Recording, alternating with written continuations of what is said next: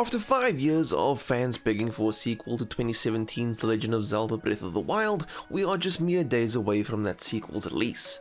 While Breath of the Wild did many things right, some fans were also left wanting when it came to a few of the game's mechanics. Leading up to the release of the sequel, entitled Tears of the Kingdom, there have been a number of new features showcased. However, there were also a few things that were spotted that weren't explicitly mentioned. Here are 5 things that I'm excited about in The Legend of Zelda Tears of the Kingdom. Firstly, we have Sky Islands. The most obvious change in Tears of the Kingdom is the presence of mysterious islands in the sky. These Sky Islands float high above Hyrule, and Link will not only start his journey here, but it seems he'll be able to gain new abilities which will aid him when back on the ground. Plus, it seems we'll be free to return to these islands at any point once Link has made his descent. I'm also quite excited about how the islands have levels that float at different altitudes and aren't necessarily connected. Next up are underground locations. While we visited some underground locations in other Zelda games, this is something that wasn't present in Breath of the Wild.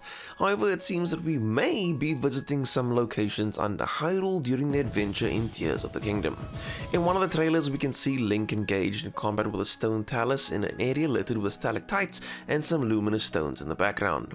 Another shot sees some Bokoblin and Lizalfos mining something in an area with large mushrooms, plus another trailer shows Link firing an arrow into a bioluminescent mushroom in order to light up a dark area.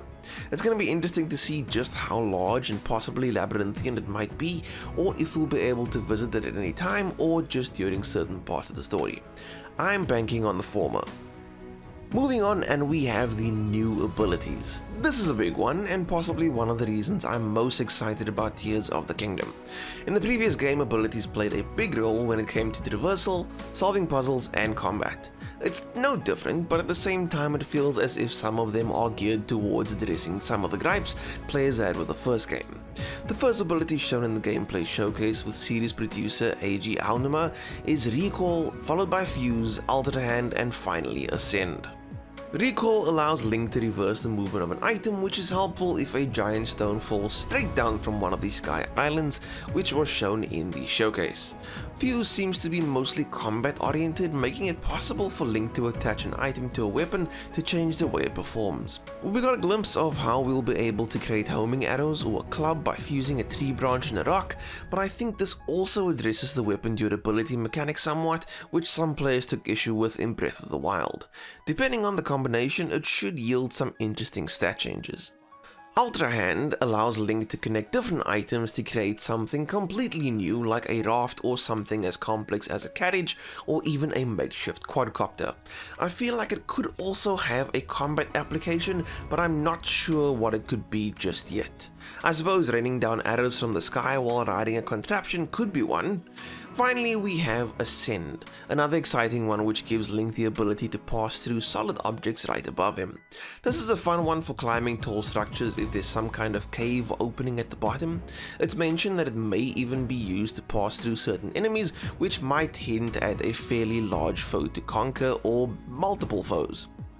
It makes the traversal a little more fun and also won't depend on having multiple stamina meters. Not to mention that the community is going to have a field day experimenting with new combinations to pull off some insane tricks. Next up, we have the new enemy types. Breath of the Wild had a decent range of enemy types, but we're getting even more in Tears of the Kingdom, some new and some returning. The various trailers have shown off some new flying enemies which seem to have some kind of relationship with Bokoblins, as we see one being carried by a bat-like dragon. There's also a new large enemy that looks like some kind of golem. It's incredibly large and towers above Link, but it emits a green glow on some of its blocks. If anything, they won't be a common foe, but maybe a boss or mini-boss, but it looks fantastic. Some familiar series enemies also seem to be showing up in Tears of the Kingdom, namely the Redead and the Gleeok. Redead were introduced in Ocarina of Time, and they emit a terrifying scream when they notice Link.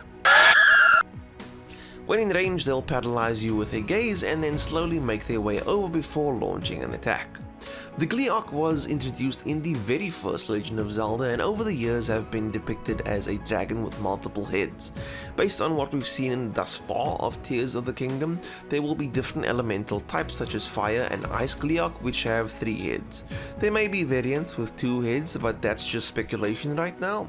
There may be even more new and returning types, but we'll only be able to tell once the game is released.